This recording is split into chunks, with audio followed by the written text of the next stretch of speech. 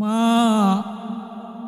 মা মরে গেলে মারেও রাখবে না। না না, বৃষ্টি পড়ে, এই বৃষ্টির মধ্যে কেমনে নিয়ে মারে কবরের মাটির মধ্যে রাখবো?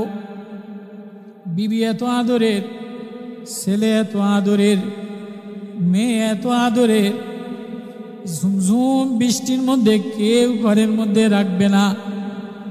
এই গ্রামের মানুষ, ওই গ্রামের মানুষ, মহিলারা হইসই কইরা কান্দাকাটির রোল ফালাইয়া দিবে, পুরুষরা বাড়ির বারান্দায় চেয়ারে বসে বসে আফসোস করবে, কিন্তু কেউ বসা থাকবে না।